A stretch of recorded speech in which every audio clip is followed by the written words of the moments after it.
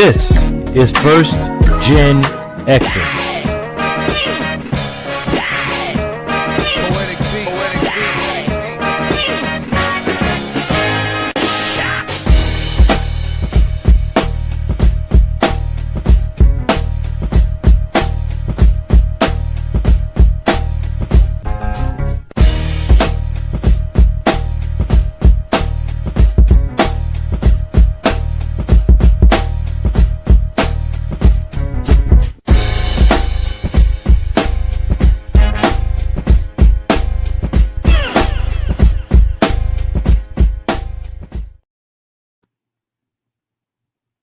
Hello, and welcome to tonight's edition of The Classroom featuring, hey, what's up, T-Man Sanchez 60? What's up? How you doing? Welcome to the show.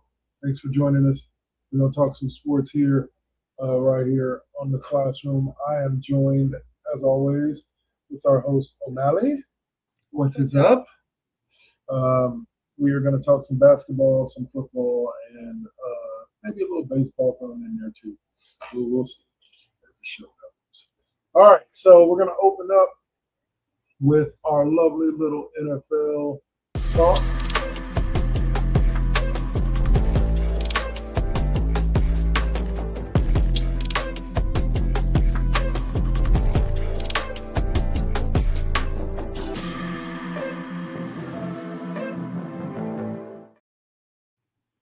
All right. And so let's get into the, well, actually, dang it, ran that promo a little bit early. Now we'll get to it at the top of that basketball. Let's see. So people have been getting paid. I want to say Bijan Robinson, Jonathan Taylor, and Jahmyr Gibbs all got paid this week on the extensions.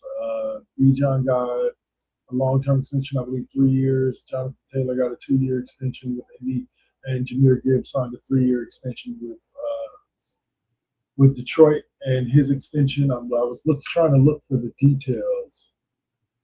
To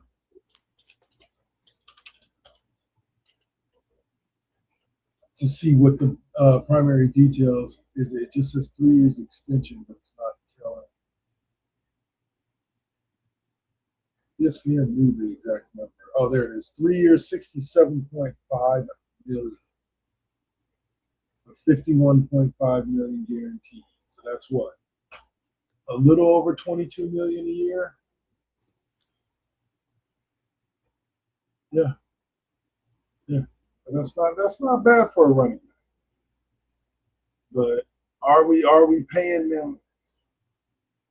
At one point, the running back position was undervalued. Are we overvaluing it now? Should running backs be making the same amount of money as wide receivers? I think some should be making more. Okay. I don't think that it's. I think between running back, wide receiver, tight end, I feel like it should be looked at less about what their position is anymore, because it feels like so many are versatile anyways. But the tight ends and the running backs be carrying some of these teams.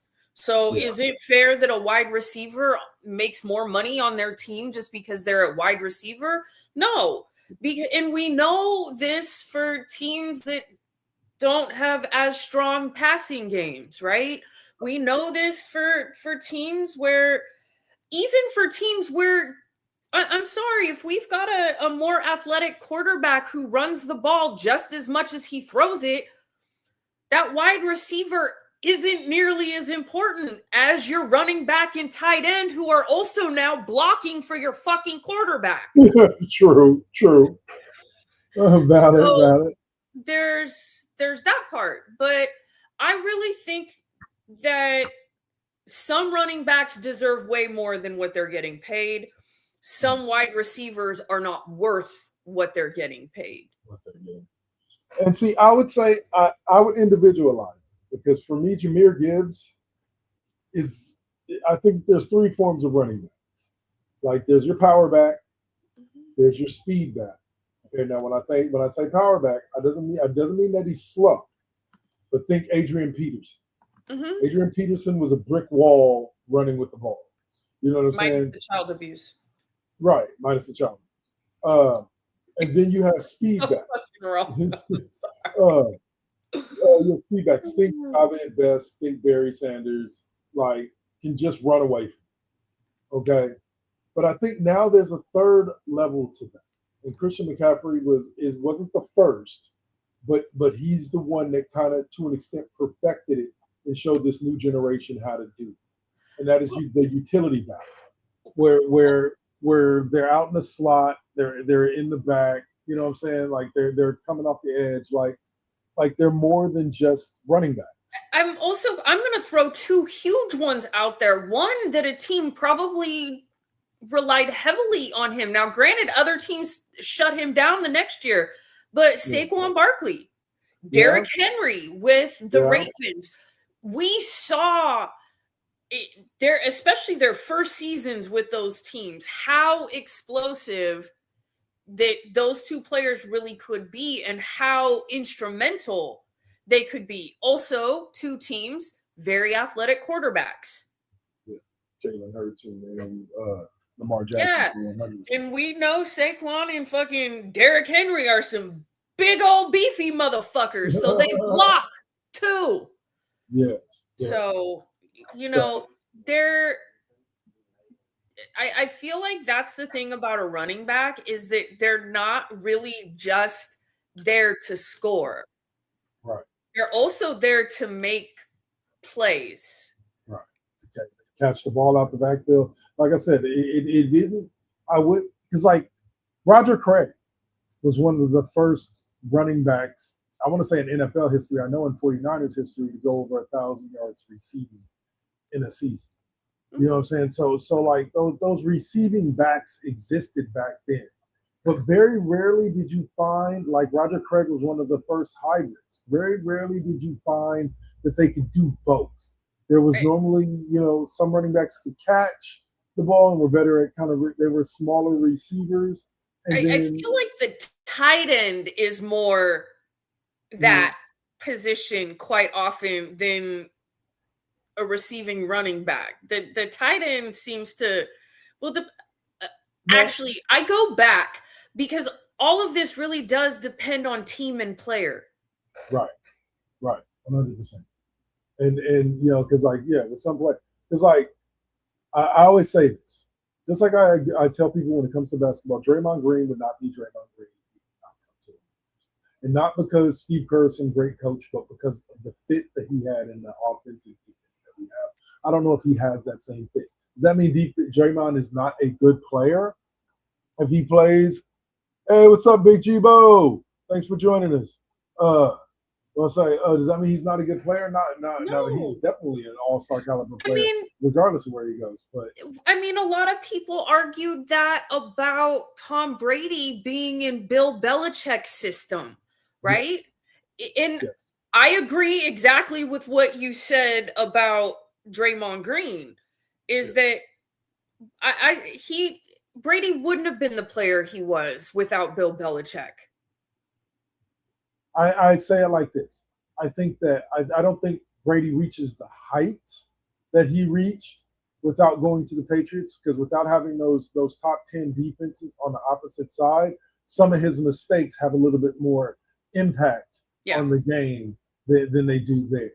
But do I think that Tom Brady would have been a good quarterback, an above average good quarterback in the NFL, regardless of where he went? Yeah. Well, But do I think if he went to Cleveland, his career would have been over? Okay. Okay. Yes. Okay. Anywhere but the quarterback graveyard. Okay. Anywhere but the quarterback graveyard.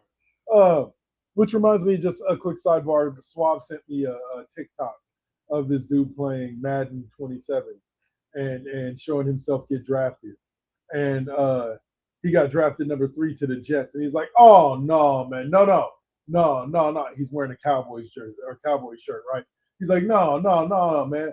Then it shows him flash forward to his contract signing, and it's like 4 years, $45 million, and he's like, And it flashes back to me. He's like, best team in the league, New York Jets, baby. It's like, I was like, that's gotta be what dudes are doing.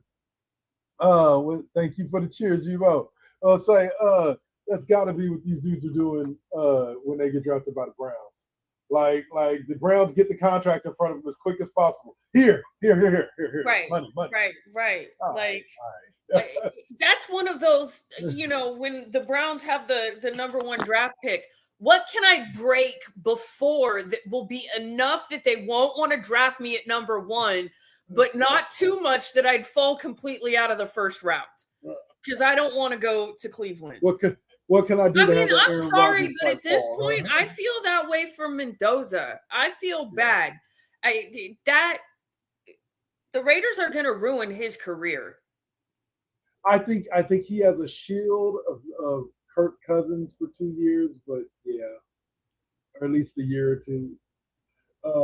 But speaking of good quarterbacks, or speaking of teams losing good players potentially, what the hell is going on in Tampa Bay?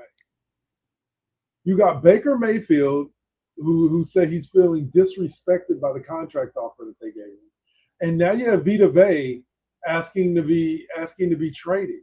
I mean, like, didn't they, within the just last few years, do lots of stuff for you guys? Yeah.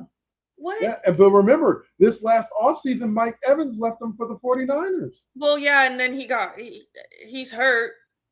Yeah, but it's a knick-knack. It's a knick-knack paddywhack. It's a small one. It's a small one for right now. Okay. I just hope it's not something big. Okay. Anyway. Not really how you want to start out. But at the end of the day, I'm just saying, you can't lose the QB. Baker Mayfield is keeping your offensive flow.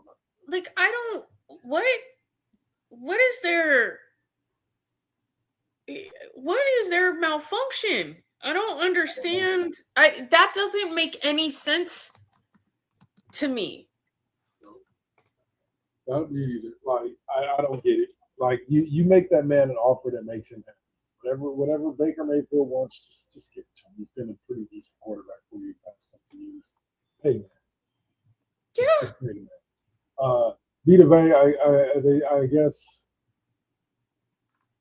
Vea's requested a trade, against the standoff with whatchamacallit. Yeah, that's interesting. All right. So we talked about this a little bit last week. It is official now. Ricky Pearsall is out for the season to help clear out some PCL issues. So I would say that's probably a big reason why they re-signed Debo, brought him back. It's because, again, just like Ayu, they're similar style receivers to each other. Pearsall, Samuel, Knight, they all have a similar style. So I think that he's being brought back to be able to fill the hole of both missing Ayuk and and the 1-2 punch of Mike Evans and Debo Samuels ain't that bad. So even though Debo's old, he's not the number one.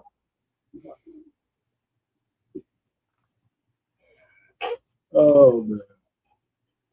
Yeah, and then the Carolina Panthers, they lose rookie wide receiver Chris Brazil to an LCL tear. What the heck is an LCL? I know what an ACL is. I know what a PCL is. What's an LCL? There's an MCL too. Yeah. I don't know. Some ligament. Yeah, the L. I got that much. And second-year pass rusher Nick Scroton, ACL tear, another one of those ligaments. And they're both being ruled out for the entire 2026 season. The Saints rookie lateral collateral ligament is a knee injury where the band of tissue on the outer side of the knee gets partially or completely ripped. Okay. This ligament connects the thigh bone to the lower leg bone and stops the knee from bending outward too far. So it's a McCaffrey injury. Okay. Not Chris. Common causes direct hit to the inside of the knee, sudden twisting or pivoting of the leg, contact sports like football, soccer, skiing. Wow. Poor kid. When did skiing become a contact sport? You make contact with that hard ass snow. Apparently, I mean, when you freaking Sonny Bono into a tree, what? Like, Okay, like y'all, people talk about the substation needs to be. I am sitting here looking at an injury list of 4 different players, right? Or 5 different players. 3 of them have ACL tears and are out for the year. so is the ACL tear the new Achilles tear? I Like, is guess so. that like the tear of the year? I'm like, yeah, okay. So here's what's funny. Here's what pops up in my head whenever I hear the injury ACL tear. I'm gonna take y'all on a memory trip real quick. If you've ever seen the movie The Comebacks with David Croce, and there's the young boy, the black boy who's the running back. He's like, "Get on out there, ACL tear." And he's like, "Coach, please don't call me that." He goes, "My name is Asil Tare." He's like, "You go get him, ACL tear." Oh man! And of course, the kid ends up tearing his ACL. But yeah, whenever I hear that injury, it's just like that's what pops up in my head. Anyway, but yeah, I don't know. This needs to be investigated because I swear to God, maybe it's just because news was different back then. But I swear to God, between 1980 and the year 2000, we heard about injuries, but we didn't hear about this many ACL tears. Between the year 2000 and 2025, I swear to God, every other year there's at least 15, 20 people out for the year with ACL tears. It's just not always the big stars, but it's like 15, 20 players a year. What are y'all doing if these guys are out there just tearing all these ligaments? Yeah, are they practicing too hard? Like, well, I mean, I know part of this comes down to the argument too over turf versus grass. Yeah. You know, that's a huge thing for ligament tears, especially knees. Yeah. I don't know. You have to start wondering, like, what is it about the training? What is it like? Is there similarities in nutrition? What's going on that, like, this is the new tear of the week? Like, I don't know. I mean, a lot of that could be. I mean, what are the stats of how many fields used to be grass, how many practice facilities used to be grass and aren't now? Because you know, and especially for the ones, look at the ones where it's their home field, right? Because they're playing at least half of the games of their season on turf. They're practicing on turf. I mean, a lot of teams practice indoors on. Well, I want to say in Santa Clara they practice outdoors, but it's turf. Yeah. Like, I want to say it's outdoor turf. Yeah, I mean, that wouldn't surprise me. I would love to see the statistics on that. I would love to see the statistics because, like, I swear to God, there's been an increase in ACL tears. Right. I mean,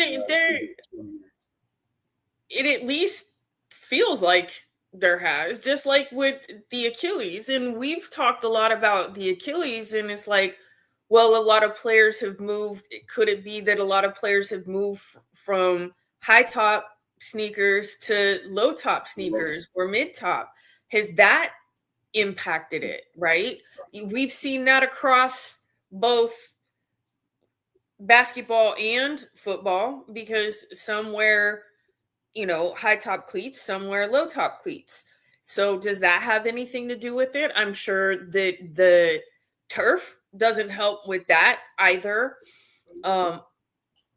Anything that's not going to have give to allow your body to move in the ways that it's meant to, it can cause injury. Yeah. Sure. It's just like why do almost every pitcher at some point in his career need Tommy John surgery? because the throwing motion of pitching is not a natural motion for the arm. I understand that more than most people that don't play baseball, only from having to get my wheelchair in and out of my car all the time and having to turn like that and get it out. And it tweaks this in a shoulder that I've already dislocated more times than I can count on both hands, right? A shoulder that's already fucked up to begin with. That's something they don't tell people who utilize a wheelchair, is that you will also, I already had a fucked up shoulder, so great for that, because your shoulders are only going to get worse. Great. well, here's some more pain for you. All right.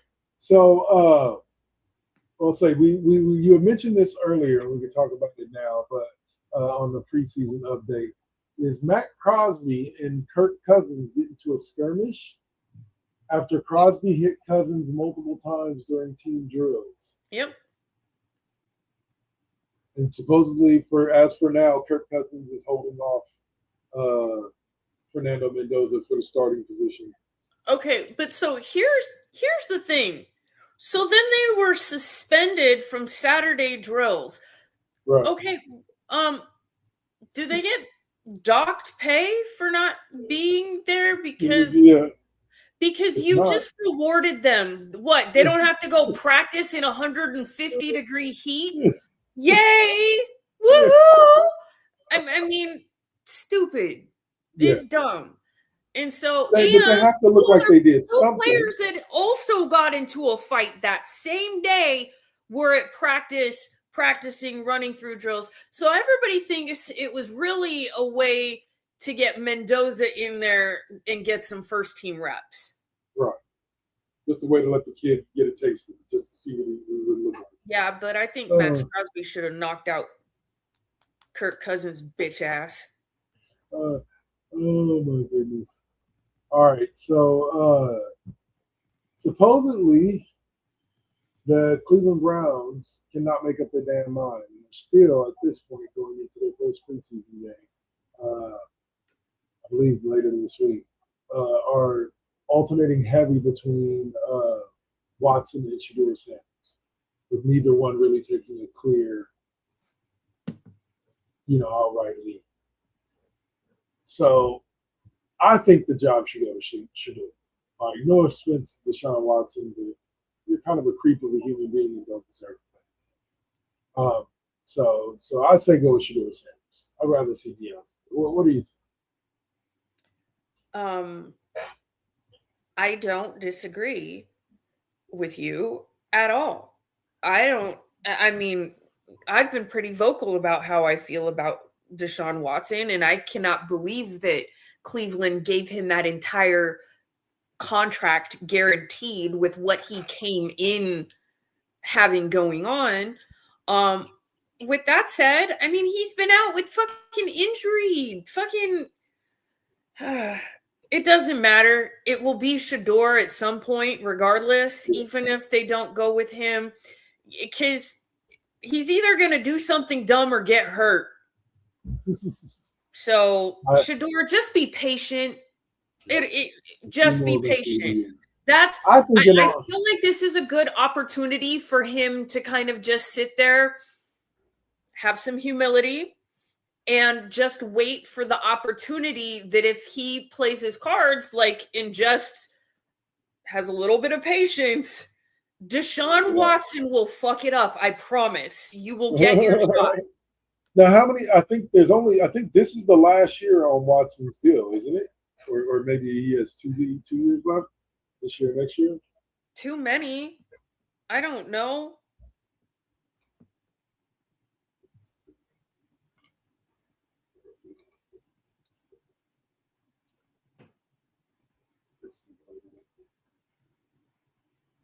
Doesn't say anything about his contract. He's been with Cleveland for 4 years now. So yeah, and it was a 5-year deal, I believe. So yeah.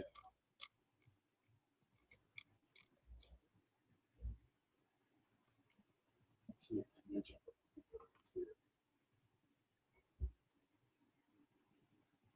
No, they don't mention the contract. But I believe he's either in his last year or second to last year. I think Cleveland was trying to wait his deal out to get him off the books because they could sign 3 good players to put around Shador for what they paying that man. Yeah. So I think they're just trying to wait to get him off the books since his contract is fully guaranteed. They don't want to eat it all in one season. Yeah. And in all honesty, this sucks to say because I want Shador to win that job. They're paying him too much to sit him on the bench. He's going to have to play badly and earn his way to the bench before they're going to willingly put him there because they're just paying him too much to sit him on the bench. Yeah. And so Patrick Mahomes is back on the field, progressing through his left knee rehab after tearing his ACL, I believe, last year. It's unlikely that Andy Reid's going to play him during the preseason. Well, that's it. Patrick Mahomes is the Kansas City Chiefs franchise, pretty much. So at this point, so him and Travis Swift.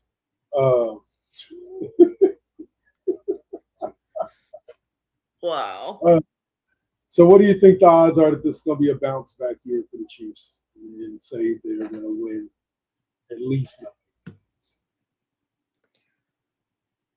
I mean, I think they'll have a season where they'll make it into the playoffs, but I don't know if I would say that they're going to bounce back enough to go all the way. I think it's way too early. I think part of that is really seeing what he looks like coming off of injury, seeing honestly how they all play and where heads are at with Mr. Swift. Mr. Swift. And so, I mean, sorry, that wasn't very nice. But it's all in jest. It's all in yeah. Who knows? It could be, but I feel like they have more variables that are questionable coming into this year than in years past when they've turned things around. Fair enough. And here's the one thing that I think is the major difference. Now, this is no offense to Isaac Pacheco or any of the other guys that have been in the backfield. They have never had a running back like Kenneth Walker III in that backfield to protect Mahomes. He's a Christian McCaffrey type back. He's a downhill type back that can catch the ball out of the backfield. They've had some good backs, and a lot of their good backs have been receiving backs. Edwards-Helaire, etc. Like not that they've been bad running backs. It's just they've been more receiving backs. They really haven't had a downhill runner like Kenneth Walker before. So I think that he's going to make a huge difference in protecting Patrick Mahomes because I believe he's a good blocker as well as Sam Darnold. You know what I'm saying from that Super Bowl run with Seattle last year. So I believe that I agree with you. I don't see them necessarily making this Super Bowl, but I can see them definitely making it. Like that's realistic. Preseason kicked off with the Hall of Fame game between the Cardinals and the Panthers, and I think 3 people watched it. I wasn't one of those 3, but I did see highlights and watched and checked the score. But my Niners don't start their preseason until next Thursday.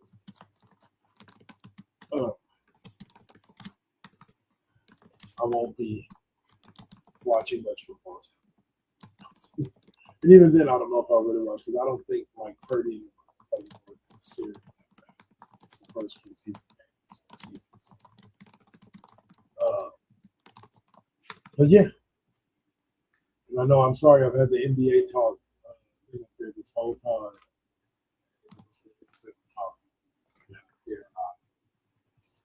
This week starts week 1 of the preseason, and we have a nice long list of games. We have Cincinnati playing Detroit. Well, okay, let me say this correctly. Cincinnati's backups playing Detroit's backups.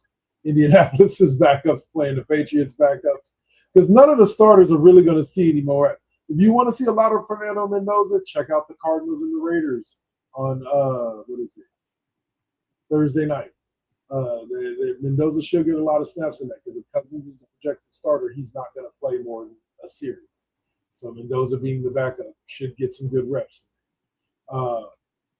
Chargers and Texans, and then the Niners and Titans. So Robert Saleh in game 1 as a Titans head coach. Any of these games pique your interest? Or make you think that you might No. No, they don't mean shit. Teams I can't fucking stand. Fair enough. I'm not gonna lie. Hey, yes, hey. I mean, woohoo! It is nice to know that football is coming back. Yeah, nice. I'm waiting for college football. Well, college football, we'll talk about that a little bit later. They did drop their preseason top 25. We'll get to talk about that in a second. Some big things going on there. But that's going to wrap it up for us for the first half of the show. We're going to take our promo break right quick, and we will be back to talk basketball, what little basketball there is to talk, which I don't think there much is. We'll talk some college football as well, and maybe some baseball. You're watching The Classroom right here on First GenXers, Twitch and YouTube, and the WKKW Network. See y'all after the break. Peace.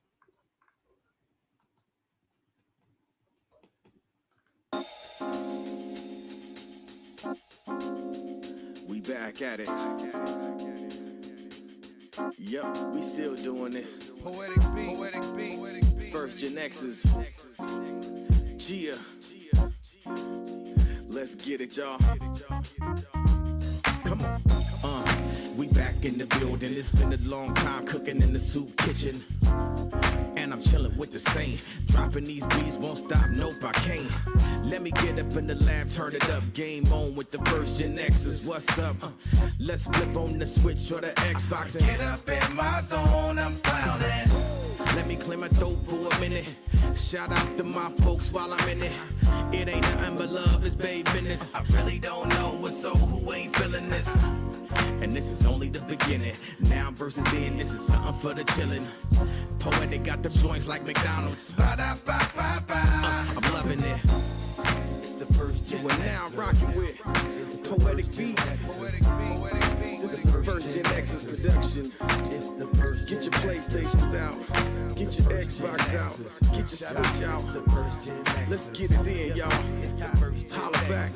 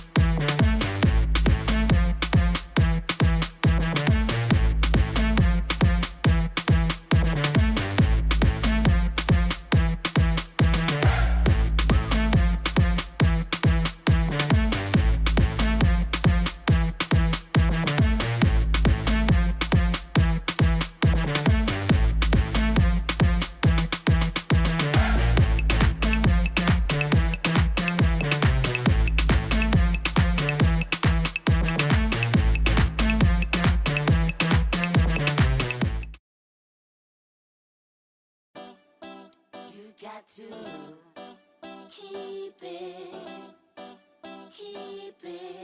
You got to keep it lovely. You got to keep it. You got to keep it lovely. Success comes right after the struggle. I ain't even giving up on whatever I wanted. The tragedies I've seen, I can't even stomach. Most of y'all weak as shit and would've started running. Every time I make it back to the crib, I'm thankful the Most High let me see all of it. Grateful I'm lovely, and I'm being real with this. Please don't judge me. I'ma stay on my shit. I'ma keep a grind mode.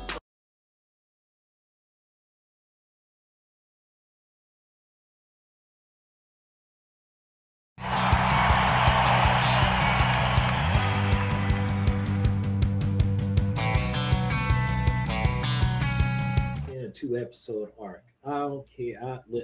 No. That should have been Can handle favorite players being criticized. You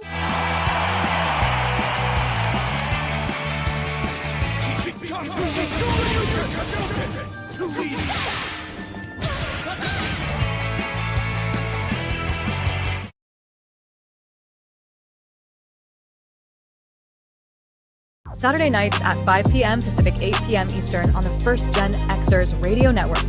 Join K-Double as he brings you K-Double's 5th period music class. He will open with a master mix by DJ K-Double, and then you will hear from artists like DJ Jazzy Jeff and the Fresh Prince,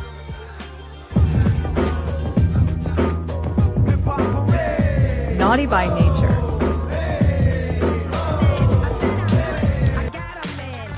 Positive K,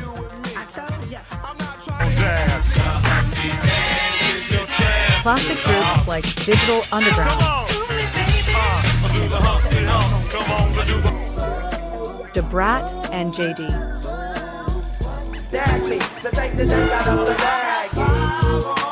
and finally the Loonies. So join us on Saturday night at 5 p.m. Pacific, 8 p.m. Eastern on the Live 365 app or at live365.com. Just find the first GenXers radio network and hit play.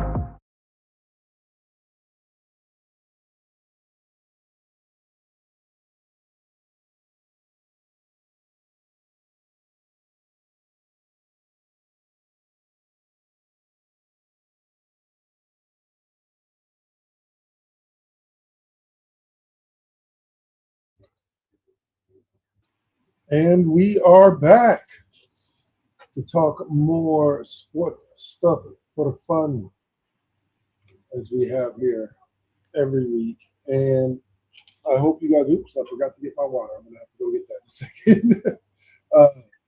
Hope you guys are truly enjoying what you're seeing. We enjoy bringing it to you. Coming up next, we are going to talk a little bit of sad stuff and then some fun stuff, but mostly sad stuff. Sorry.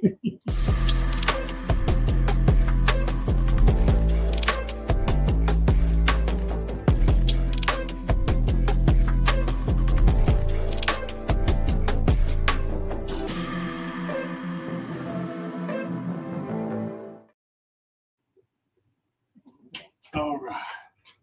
Just in time.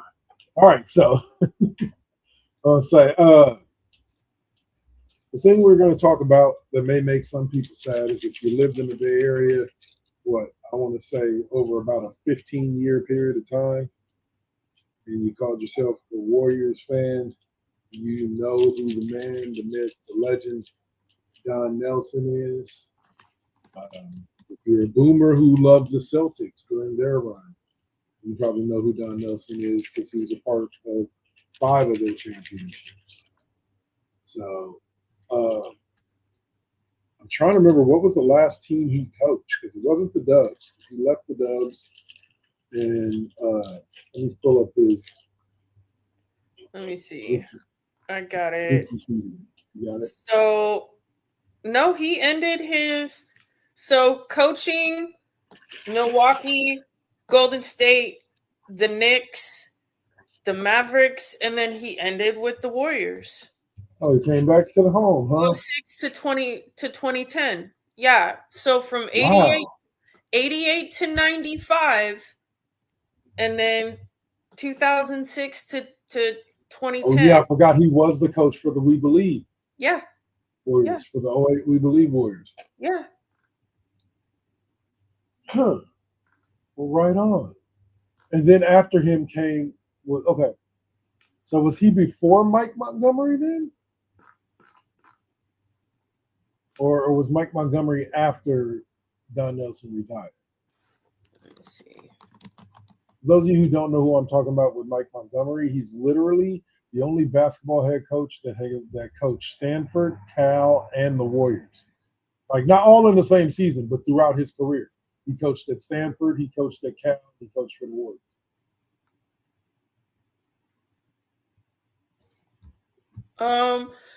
Okay, so he coached the Warriors in between coaching Stanford and Cal.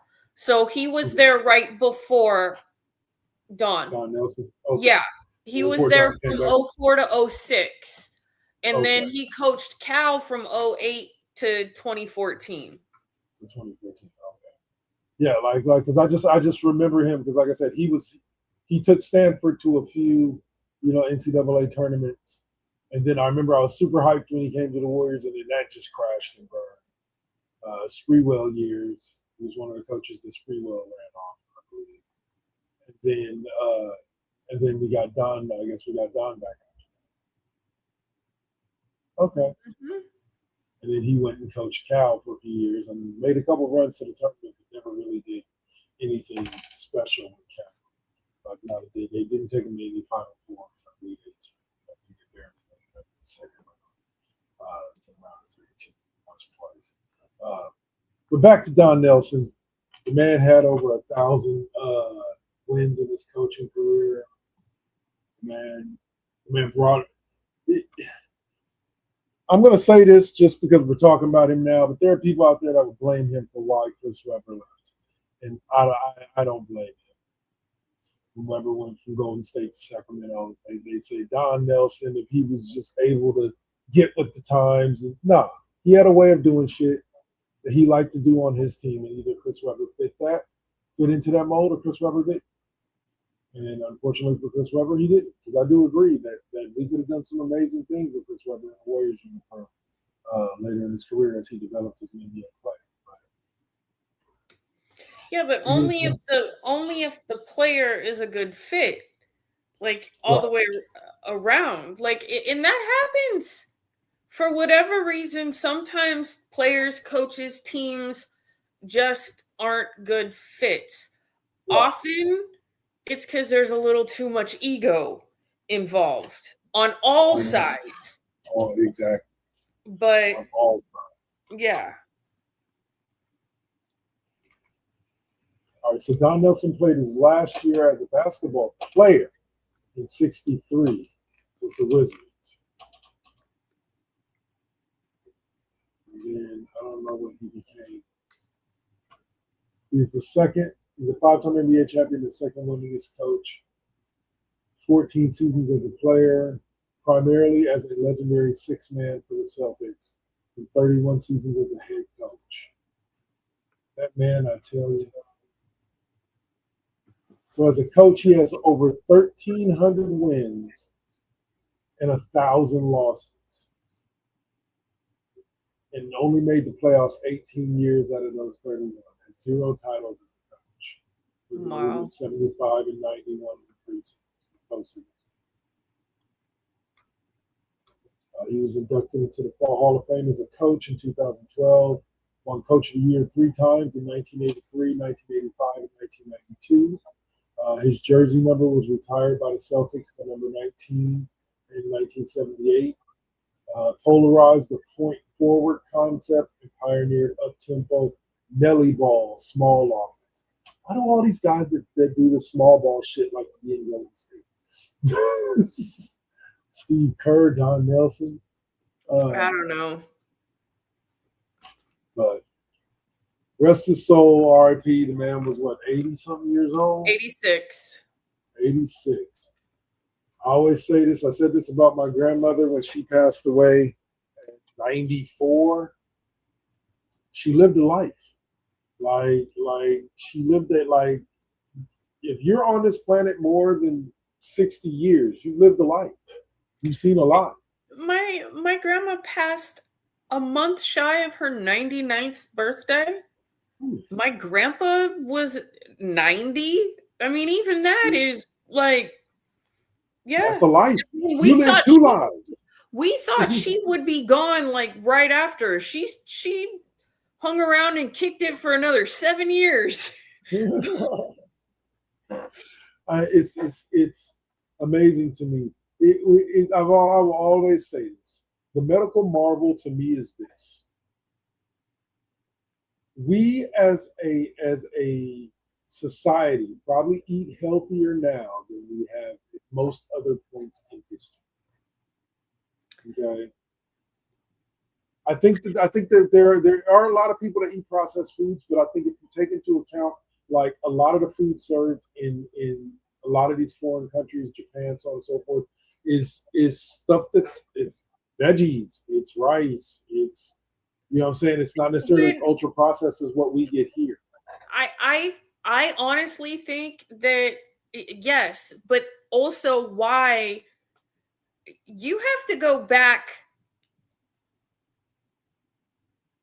decades, like you know, like 50, 60, 70 years when the most preservatives or shit in food was things that they use naturally for canning, fermenting, things like that.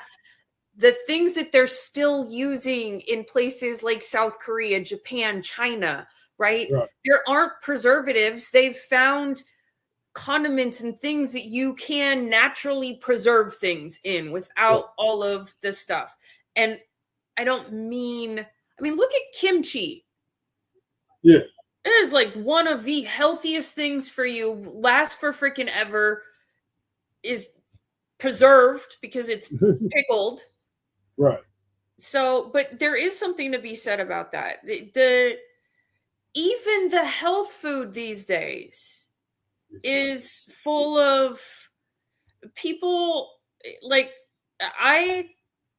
for people who are making the move towards more clean eating, whole ingredients, things like that, yes, then you're looking at healthy stuff. But too many people eat too many diet things, and those things are some of the worst things for you. It was funny. I tried to explain to a friend of mine one day about, and this is just we're way off tangent here, but about the fact that 0 calories doesn't mean zero. This is why they're all out there tearing their ACLs and MCLs and LCLs, because what the fuck are y'all putting in your bodies? Let's say, but no, I'm like 0 calories doesn't mean 0 calories. 0 calories means that they've lowered the calorie amount to an acceptable amount to where they can legally say 0 calories. I was like, but in order for it to be food, there has to be calories. Also, not all calories are created equal. Right. Like, you can eat a cookie and you can eat a 6-ounce steak, and they may have the same amount of calories in it, but one is actually one is gonna spike your blood sugar, make you hungrier. The other one is gonna satiate you longer. It's protein, which you need. Like, and it's whole ingredients. Because more than likely that cookie isn't made with gluten-free flour and organic chocolate and, you know, all the things. Hormone-free eggs. I say it like I've taught my daughter this, and I will continue to teach her this, that, oh my goodness, what is going on with my glasses? They look so crooked. I've been fidgeting with them since the last, and I just can't get them to sit right on my face. But my daughter, with everything in moderation, like health is really, it's about what the quality of what you eat, but really to remain healthy, it's more about it from the food perspective. It's more about moderation. It's more about making sure you're not gluttoning yourself on anything. If you have making good choices more often than not. Right. Yeah. Like a good California roll may be good for me because it has vegetables. But if I eat 5 California rolls in a single night, I'm still stacking some mad calories on top of each other. You know what I'm saying? Like, so at the end of the day, like me and my friends, when we used to work in the restaurant industry, there was always that one person that came in, and it's like, our joke was, I'll have the left side of the menu and a Diet Coke.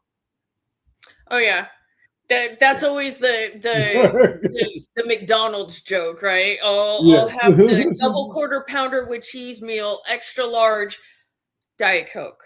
Diet Coke. It's like, what? Bro, just get the regular Coke, man. Right.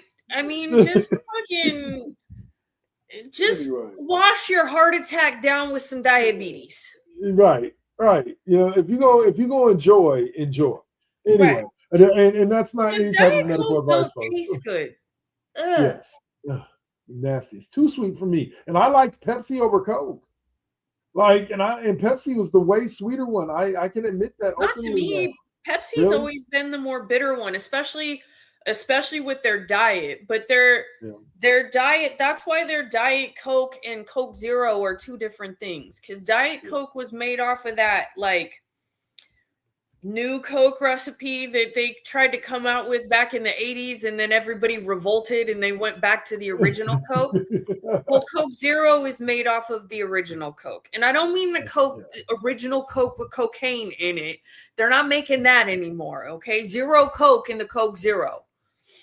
I don't know. Coke Zero kind of reminds me of Zima. Like, I don't know why. It just does. Like, it doesn't really need to exist, but it does exist. Only difference is with Zima, I eventually drank somebody. Yeah. Like, remember Clear Pepsi? It's insane watching that happen. So let's close out basketball talk real quick with this. The Warriors look like they pretty much filled out their roster. It doesn't look like they're going to be signing anybody else. So basically, the Warriors didn't do shit, but deal with what they already had. I was gonna say it's funny because I'm not saying they didn't do anything, because they did. Right. Like that's the funny part about it. They did so much, but didn't do anything. But didn't result in new players or. Did you see the report though, where Steph kind of reaffirmed that, like, nah, dude, I want to retire a Warrior. Yeah, I'm gonna be here. The only people that need to hear that are non-Warriors fans. Right. We know this. I'm like, it's insane to me because, like I said, Steve Kerr is gonna retire. I see him retiring or going back to working in the front office. I think it will be. I think Steve will coach these next 2 years. I think that's why he signed a 2-year deal. Yeah. Unless this year is horrendous. Like, if they only win 20 games this year, just kind of everything falls apart. Or why are we bad worst case scenario in here? I'm gonna throw one out there. Or they win another championship and everyone fucking retires after this season. I could see that. Here's the thing about it. Here's what I think is happening. I think that people are vastly underestimating exactly how good this team could be once Jimmy gets back. And then between the beginning of the season and the All-Star break or so, it's about keeping your head above water. It's about playing well enough to keep your head above water. I think that they want to see the team that they believe that they were trying to put together. Right. They traded for Kristaps for a reason. And I think that they had all of those things in mind prior. That's why they made the moves they did with that. Those were more future this season type moves than they were last season type moves. Right. And so I want to put it out there. The wild notion that they win a championship this season, Steph and Steve at least retire. And Draymond's only on a 1-year deal. People forget that. They brought him back on a 1-year, $27 million deal. I don't see him retiring in the next few years. Yeah. Well, he's not. Although I'd love to see him coach. Yeah. I would love to see him. Tom Izzo's replacement at Michigan State. There you go. All right. So that's going to do it for our NBA talk for right now. We'll slide into the last segment of the show, which is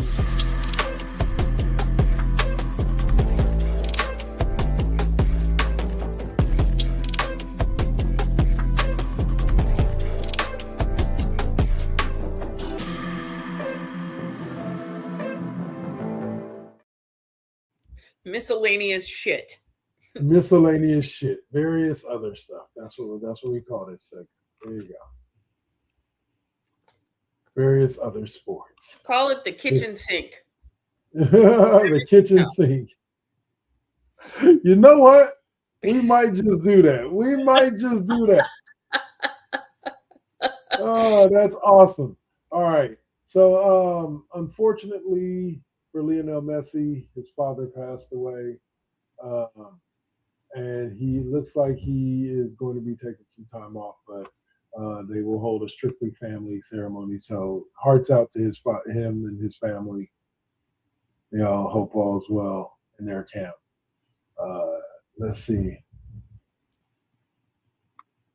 Other than that, let's see. Red Sox extended their staggering run, winning 27 of their last 30 games. What do you think of them as potential World Series? Like, the AL isn't exactly super strong this year. Now, whoever it is going to lose to the Dodgers. But I don't know, because they're suffering from the White House curse right now. So, but I mean, I think Freddie Freeman said it all of like, he's not worried. Last year they went through a bit of a slump for a minute too. So if you're going to go through a slump, right now is the time to do it and get it out of the way. And they still got to get Shohei Ohtani back. Like, I want to say 3 out of their starting 5 pitchers are out right now.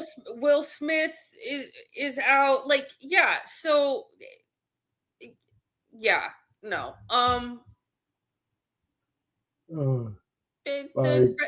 Honestly, exactly. It doesn't matter. They're going to lose to the Dodgers. But aside from that, I mean, the American League is garbage. Yeah. At one point, the A's were ahead in their division. That's how garbage it is. So, well, they were actually playing well. They've lost like 9 straight because they won today. They're garbage. They're garbage. They're garbage.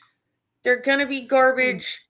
They're gonna be garbage in West Sacramento. You're not even in Sacramento. You're in West Sacramento. You're in Yolo County. They're going to suck there. They're going to suck even more.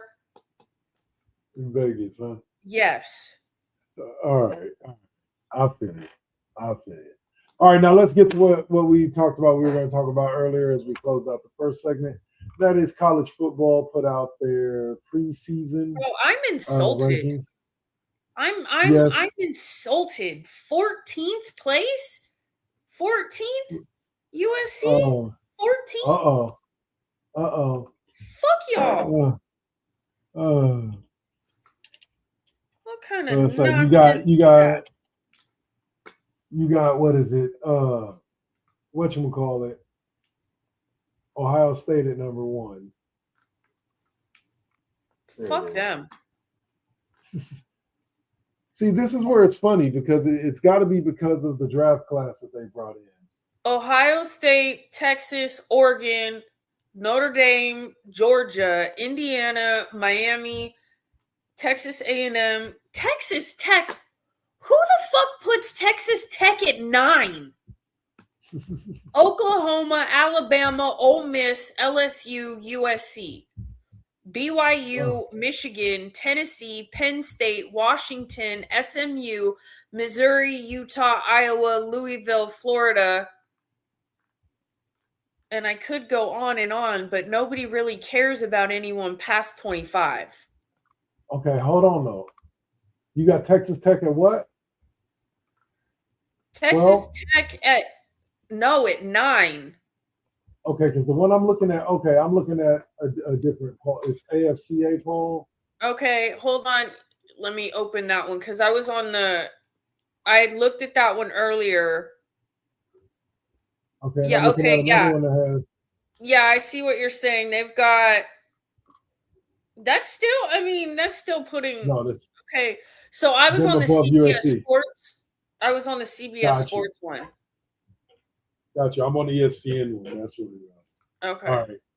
But yeah, you got Notre Dame at 5, Texas at 4, Georgia.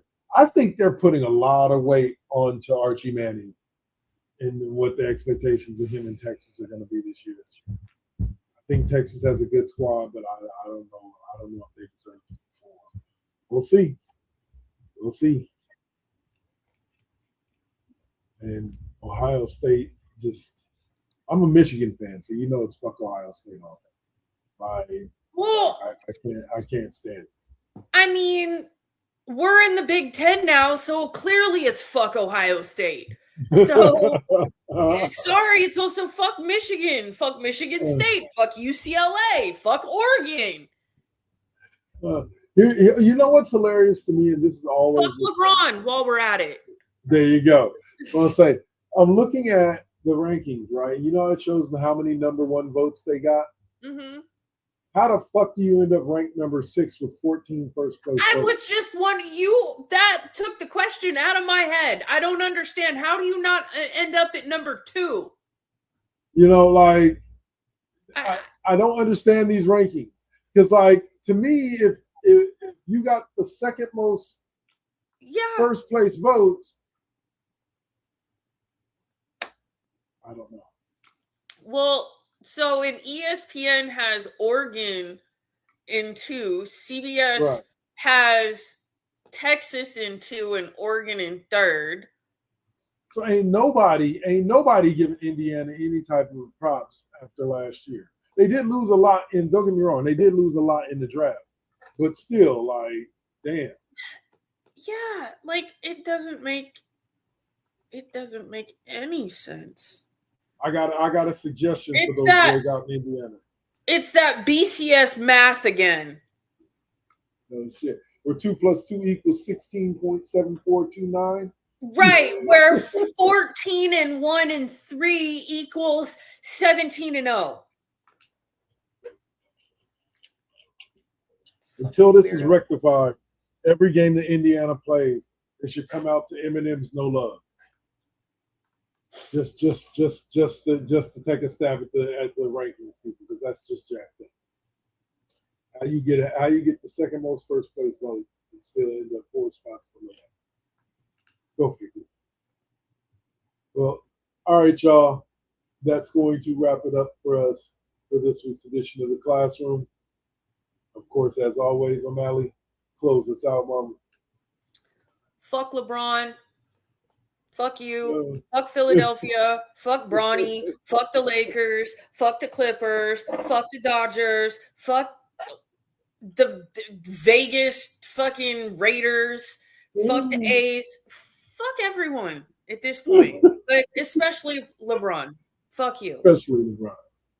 Oh, man. What an amazing way to end the show. All right, y'all. We will see y'all next week. Fuck you. Fuck you. You're cool. Fuck you. I'm out. We'll end it on that, y'all. Peace.